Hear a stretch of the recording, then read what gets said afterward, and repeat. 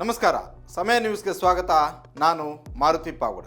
ಕೇವಲ ಒಂದು ಗೂಟದ ಕಾರಿಗೆ ಸರ್ಕಾರಿ ಸವಲತ್ತುಗಳನ್ನು ಪಡೆಯೋದಕ್ಕೆ ನೀವು ಮಂತ್ರಿಗಳು ಅಲ್ಲ. ಸರ್ಕಾರದ ವಿರುದ್ಧ ಆರೋಪಗಳು ಬಂದಾಗ ಆ ಆರೋಪಗಳನ್ನು ಸಮರ್ಥನೆ ಮಾಡಿಕೊಳ್ಬೇಕು.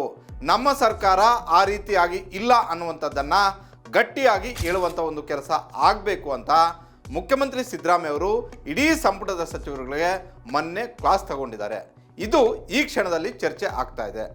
ಮುಖ್ಯಮಂತ್ರಿ ಸಿದ್ದರಾಮಯ್ಯ ಅವರು ಕಳೆದ 2 ದಿನಗಳ ಹಿಂದೆ ಅಂದರೆ ಗುರುವಾರ ನಡೆದಂತಹ ಸಚಿವ ಸಂಪುಟ ಸಭೆಯಲ್ಲಿ ಸುಮಾರು 34 ವಿಚಾರಗಳು ಅಧಿಕೃತ ಅಜೆಂಡಾದಲ್ಲಿದ್ದಂತಹ ವಿಚಾರಗಳನ್ನು ಚರ್ಚೆ ಮಾಡಿದ ಬಳಿಕ ಅನೌಪಚಾರಿಕವಾಗಿ ನಡೆದಂತಹ ಸಚಿವರುಗಳ ಒಂದು ಸಭೆಯಲ್ಲಿ ಎಲ್ಲ ಸಚಿವರುಗಳ ವಿರುದ್ಧ ಉಪಮುಖ್ಯಮಂತ್ರಿ ಡಿ ಕೆ ಶಿವಕುಮಾರ್ ಆದಿಯಾಗಿ ಎಲ್ಲರೂ ಕೂಡ ಸರ್ಕಾರದ ವಿರುದ್ಧ ಬಂದಂತಹ ಆರೋಪಗಳನ್ನು ಸಮರ್ಥನೆ ಮಾಡ್ಕೊಳ್ಳೋದ್ರಲ್ಲಿ ವಿಫಲರಾದರು ಅನ್ನುವಂಥದ್ದನ್ನು ಬಹಿರಂಗವಾಗಿ ಆಕ್ಷೇಪ ಮತ್ತು ಅಸಮಾಧಾನವನ್ನು ವ್ಯಕ್ತಪಡಿಸಿದ್ರು ಅನ್ನುವಂಥದ್ದನ್ನು ಹೇಳ್ಕೊಂಡಿದ್ದಾರೆ ಅನ್ನುವಂಥದ್ದು. ಕೇವಲ ಒಂದು ಕಾರು, ಸರ್ಕಾರಿ ಸೌಲಭ್ಯಗಳು ಇದನ್ನು ಎಂಜಾಯ್ ಮಾಡೋದಕ್ಕೆ ನೀವು ಸಚಿವರಾಗೋ ಅವಶ್ಯಕತೆ ಇಲ್ಲ. ನಿಮ್ಮ ಇಲಾಖೆಗಳಲ್ಲಿ ಏನು ನಡೀತಾ ಇದೆ, ನಿಮ್ಮ ಇಲಾಖೆಗಳ ಬಗ್ಗೆ BJP ಆಗಿರ್ಬೋದು, JDS ನಾಯಕರುಗಳಾಗಿರ್ಬೋದು ಯಾವ ರೀತಿಯಾಗಿ ಅದನ್ನು ಆರೋಪವನ್ನು ಮಾಡ್ತಾ ಇದ್ದಾರೆ, ಆ ಆರೋಪಕ್ಕೆ ಯಾವ ರೀತಿಯಾಗಿ ತಕ್ಕ ಮಟ್ಟಿಗೆ ನೀವು ಉತ್ತರವನ್ನು ಕೊಡಬೇಕು. ಇದರಲ್ಲಿ ಸಂಪೂರ್ಣವಾಗಿ ವಿಫಲರಾಗ್ತಾ ಇದ್ದೀರಾ. ಕೇವಲ ನಾನೊಬ್ಬರೇ ಸರ್ಕಾರವನ್ನು ಸಮರ್ಥನೆ ಮಾಡ್ಕೊಳ್ಬೇಕಾ? ಸರ್ಕಾರ ಅಂದರೆ ಕೇವಲ ಮುಖ್ಯಮಂತ್ರಿ ಸಿದ್ದರಾಮಯ್ಯರ ಅಷ್ಟೇ ಅಲ್ಲ, ಇಡೀ ಸಂಪುಟ ಸದಸ್ಯರು ಎಲ್ಲರೂ ಸೇರಿ, ನಾನು ಸೇರಿದಂತೆ ಎಲ್ಲರೂ ಸೇರಿದಾಗ ಮಾತ್ರ ಅದು ಸರ್ಕಾರ ಆಗುತ್ತೆ. ಹೀಗಾಗಿ ಸರ್ಕಾರದ ವಿರುದ್ಧ ವಿಪಕ್ಷಗಳಾಗಿರುವಂತಹ BJP ಮತ್ತು JDS ನಾಯಕರು ಆರೋಪ ಮಾಡಿದಾಗ ಸಿದ್ದರಾಮಯ್ಯ ಅವರು ಸಮರ್ಥನೆ ಮಾಡ್ಕೊಳ್ತಾರೆ, ಬಿಟ್ಬಿಡಿ ಅನ್ನೋ ರೀತಿಯಲ್ಲಿ ನಿಮ್ಮ ಯೋಚನೆ ಇರಬಾರ್ದು. ನೀವು ಕೂಡ ನಿಮ್ಮ ಇಲಾಖೆಗೆ ಸಂಬಂಧಪಟ್ಟಿದ್ದಾಗಿರ್ಬೋದು, ಸರ್ಕಾರದ ವಿರುದ್ಧ ಆರೋಪಗಳು ಬಂದಾಗ ಅದನ್ನು ಸಮರ್ಥನೆ ಮಾಡ್ಕೊಳ್ಳುವಂಥ ಒಂದು ಕೆಲಸ, ಸರ್ಕಾರವನ್ನು ಸಮರ್ಥನೆ ಮಾಡ್ಕೊಳ್ಳುವಂಥ ಒಂದು ಕೆಲಸ ಆಗಬೇಕು. ಆ ವಿಚಾರದಲ್ಲಿ ಕಳೆದ 1.5 ವರ್ಷದಿಂದಲೂ ಕೂಡ ನನಗೆ ನಿಮ್ಮಗಳ ಕಾರ್ಯವೈಖರಿ ಸಂತೃಪ್ತಿ ತಂದಿಲ್ಲ. ಅದಕ್ಕೆ ಸಿದ್ದರಾಮಯ್ಯ ಅವರು ಹೇಳಿರುವಂಥ ಒಂದು ಪಟ್ಟಿ ಏನಂತ ಹೇಳಿದ್ರೆ ಸಮಯ ನ್ಯೂಸಲ್ಲಿ ಎಕ್ಸ್ಕ್ಲೂಸಿವ್ ಆಗಿ ಸಿಗ್ತಾ ಇದೆ. ಅದರಲ್ಲಿ ಪ್ರಮುಖವಾಗಿ ಮೊದಲನೇದಾಗಿ ವಾಲ್ಮೀಕಿ ನಿಗಮದ ಹಗರಣ. ವಾಲ್ಮೀಕಿ ನಿಗಮದಲ್ಲಿ ಆರೋಪ ಬಂದ ತಕ್ಷಣ ವಿಪಕ್ಷಗಳು ಇದನ್ನು ಇಡೀ 224 ವಿಧಾನಸಭಾ ಕ್ಷೇತ್ರದಲ್ಲೂ ಕೂಡ ಹೆಚ್ಚು ಪ್ರಸ್ತಾಪ ಮಾಡುವಂಥ ಒಂದು ಕೆಲಸವನ್ನು ಮಾಡಿದ್ರು.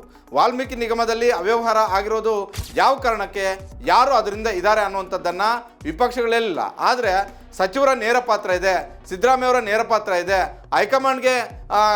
ಹೈಕಮಾಂಡ್ಗೆ ಹಣವನ್ನು ಕೊಟ್ಟು ಕಳಿಸೋದಕ್ಕೆ ಈ ಎಲ್ಲ ಮಾಡಿದ್ರು, ಲೋಕಸಭಾ ಚುನಾವಣೆಗೆ ಹಣ ಸಂಗ್ರಹಿಸೋದಕ್ಕೆ ಇದನ್ನು ಮಾಡಿದ್ರು ಅನ್ನುವಂಥದ್ದನ್ನು ಪದೇ ಹೇಳುವಂಥ ಒಂದು ಕೆಲಸ ಮಾಡಿದ್ರು. ಕೇವಲ ಕರ್ನಾಟಕದ ರಾಜಕಾರಣಿಗಳು ಅಷ್ಟೇ ಹೇಳಿಲ್ಲ, ದೆಹಲಿಯ ಮಟ್ಟದ ನಾಯಕರು, ಅದರಲ್ಲೂ ಪ್ರಧಾನಿ ನರೇಂದ್ರ ಮೋದಿ ಅವರೇ ಈ ವಿಚಾರವನ್ನು ಪ್ರಸ್ತಾಪ ಮಾಡುವಂಥ ಒಂದು ಕೆಲಸ ಮಾಡಿದ್ರು.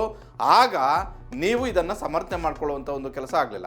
ಅದೇ ರೀತಿ ಮೂಡಾ ಪ್ರಕರಣ, ನನ್ನ ಕುಟುಂಬದ ವಿರುದ್ಧ ಬಂದಂತಹ ಒಂದು ಆರೋಪವನ್ನು ನಾನು ಪ್ರತಿದಿನವೂ ಕೂಡ ಸಮರ್ಥನೆ ಮಾಡ್ಕೊಳ್ತಾ ಇದ್ದೀನಿ, ಇದರಲ್ಲಿ ನನ್ನ ಪಾತ್ರ ಇಲ್ಲವೇ ಇಲ್ಲ. ಆದರೂ ವಿಪಕ್ಷಗಳು ಇದನ್ನು ಇಡೀ ರಾಜ್ಯಾದ್ಯಂತ ಪ್ರಚಾರವನ್ನು ಗಿಟ್ಟಿಸ್ಕೊಂಡು ಸರ್ಕಾರದ ವಿರುದ್ಧ ಅಪಪ್ರಚಾರವನ್ನು ಮಾಡಿದ್ರು. ಇದರಲ್ಲೂ ಕೂಡ ಎಲ್ಲ ಸಚಿವರುಗಳು ಧ್ವನಿ ಗಟ್ಟಿಯಾಗಿ ಮಾಡಿಕೊಂಡು ಮಾತಾಡಲಿಲ್ಲ. ಅದೇ ರೀತಿ ವಕ್ಫ್ ವಿಚಾರದಲ್ಲಿ BJP ಸರ್ಕಾರದ ಅವಧಿಯಲ್ಲೇ ಆದಂಥ ಒಂದು ಪ್ರಕರಣಗಳು, BJP ಸರ್ಕಾರದ ಅವಧಿಯಲ್ಲೇ ಬೊಮ್ಮಾಯಿ ಅವರು ಮುಖ್ಯಮಂತ್ರಿ ಆಗಿದ್ದಂತಹ ಸಂದರ್ಭದಲ್ಲಿ ಮಾಡಿದಂಥ ಒಂದು ಆದೇಶ, ಇದನ್ನು ಕೂಡ ಸರಿಯಾಗಿ ನಾವು ತೆಗೆದುಕೊಂಡು ಹೋಗಲಿಲ್ಲ. ವಿಪಕ್ಷಗಳು ಮಾಡಿದಂಥ ಒಂದು ಆರೋಪಕ್ಕೆ ಟಕ್ಕರ್ ಕೊಡುವಂಥ ಒಂದು ಕೆಲಸ ಆಗಲಿಲ್ಲ. ಈ ಹಿಂದೆ 40% ಕಮಿಷನ್ ಅಂತ ನಾವೇ ಆರೋಪ ಮಾಡಿದ್ವಿ. ಆದರೆ ಇವತ್ತು ಕರೋನಾ ವಿಚಾರ ಆಗಿರ್ಬೋದು, BJP ಬೊಮ್ಮಾಯಿ ಅವರ ಕಾಲದಲ್ಲಿ ಆದಂತಹ ಅಕ್ರಮಗಳಿಗೆ ಆಗಿರ್ಬೋದು, ಯಡಿಯೂರಪ್ಪ ಅವರ ಕಾಲದಲ್ಲಿ ನಡೆದಂಥ ಪ್ರಕರಣಗಳಾಗಿರ್ಬೋದು, ಯಾವುದನ್ನು ಕೂಡ ನಾವು ಗಂಭೀರವಾಗಿ ಮಾತಾಡುವಂಥ ಒಂದು ಕೆಲಸ ಆಗ್ತಾ ಇಲ್ಲ. ಹೀಗಾಗಿ ಈ ಪಟ್ಟಿಯನ್ನು ಕ್ಯಾಬಿನೆಟ್ ಸದಸ್ಯರ ಮುಂದೆ ಇಟ್ಟು ಮುಖ್ಯಮಂತ್ರಿ ಸಿದ್ದರಾಮಯ್ಯ ಅವರು ಅಸಮಾಧಾನವನ್ನು ವ್ಯಕ್ತಪಡಿಸಿರುವಂಥದ್ದು. ಎಲ್ಲವೂ ನಾನೇ ಮಾಡೋದಾದರೆ ನೀವು ಯಾಕೆ ಬೇಕು? ಹಾಗಾದರೆ ನಿಮಗೆ ಸರ್ಕಾರದ ಮಟ್ಟದಲ್ಲಿ ಜವಾಬ್ದಾರಿ ಇಲ್ವಾ ಅನ್ನುವಂಥ ಒಂದು ಪ್ರಶ್ನೆಯನ್ನು ಮುಖ್ಯಮಂತ್ರಿ ಸಿದ್ದರಾಮಯ್ಯ ಅವರು ಮೊನ್ನೆ ಕ್ಯಾಬಿನೆಟ್ ಸಭೆ ಆದ ಬಳಿಕ ಎಲ್ಲರನ್ನೂ ಕೂಡ ಕ್ಲಾಸ್ ತಗೊಂಡಿದ್ದಾರೆ. ಹೀಗಾಗಿ ಮುಂದಿನ ದಿನಗಳಲ್ಲಿ ಸಿದ್ದರಾಮಯ್ಯ ಅವರು ಎಚ್ಚರಿಸಿದ್ರು ಅನ್ನೋ ಕಾರಣಕ್ಕೋಸ್ಕರ ಆದರೂ ಹೆಚ್ಚಾಗಿ ಮಾತಾಡ್ತಾರಾ ಇಲ್ವಾ ಅನ್ನುವಂಥದ್ದನ್ನು ಕಾದು ನೋಡಬೇಕಾಗಿದೆ. ಒಟ್ಟಾರೆಯಾಗಿ ಒಂದಂತೂ ಸ್ಪಷ್ಟವಾಗಿ ಕಾಣ್ತಾ ಇರುವಂಥದ್ದು, ಸಿದ್ದರಾಮಯ್ಯ ಅವರ ಸರ್ಕಾರ ಬಂದು 1 ವರ್ಷ 6 ತಿಂಗಳು ಕಳೆದ ಬಳಿಕ ಭಾಳಷ್ಟು ಪ್ರಕರಣಗಳನ್ನು ವಿಪಕ್ಷಗಳಿಗೆ ಅಸ್ತ್ರಗಳಾಗಿ ಕೊಟ್ಟಿದ್ದಾರೆ. ಆದರೆ ಆ ಅಸ್ತ್ರಗಳನ್ನು ಮಾಡ್ಕೊಳ್ಳುವಂಥ ಒಂದು ಸಂದರ್ಭದಲ್ಲಿ ಅದನ್ನು ಸಮರ್ಥನೆ ಮಾಡ್ಕೊಳ್ಳೋದ್ರಲ್ಲೂ ಕೂಡ ಕಾಂಗ್ರೆಸ್ ಸರ್ಕಾರ ವಿಫಲವಾಯಿತು, ಕೇವಲ ಸಿದ್ದರಾಮಯ್ಯ ಅವರು ಅಷ್ಟೇ ಸಮರ್ಥನೆ ಮಾಡ್ಕೊಳ್ತಾ ಇದ್ದಾರೆ ಅನ್ನುವಂಥದ್ದು ಯಾವ ರೀತಿಯಾಗಿ ಚರ್ಚೆ ಆಗ್ತಿತ್ತೋ ಅದನ್ನು ಸಿದ್ದರಾಮಯ್ಯ ಅವರು ಮೊನ್ನೆ ಕ್ಯಾಬಿನೆಟ್ ಸಭೆಯಲ್ಲಿ ಹೇಳಿದ್ದಾರೆ. ಹೀಗಾಗಿ ಮುಂದಿನ ದಿನಗಳಲ್ಲಿ ಕ್ಯಾಬಿನೆಟ್ ಸಚಿವರುಗಳು ವಿಪಕ್ಷಗಳಿಗೆ ತಿರುಗುಬಾಣವಾದಂಥ ಒಂದು ಹೇಳಿಕೆಗಳನ್ನು ಕೊಡ್ತಾರಾ, ಸಿದ್ದರಾಮಯ್ಯರು ಕೊಟ್ಟಂತಹ ಒಂದು ಹೇಳಿಕೆಗೆ, ಅಂದರೆ ಕೇವಲ ಗೂಟದ ಕಾರು ಮತ್ತು ಸೌಲಭ್ಯಗಳಿಗಷ್ಟೇ ನೀವು ಸಚಿವರಲ್ಲ ಅನ್ನುವಂಥದ್ದನ್ನು ಎಚ್ಚೆತ್ತುಕೊಳ್ತಾರ ಅನ್ನುವಂಥದ್ದನ್ನು ಕಾದು ನೋಡಬೇಕಾಗಿದೆ.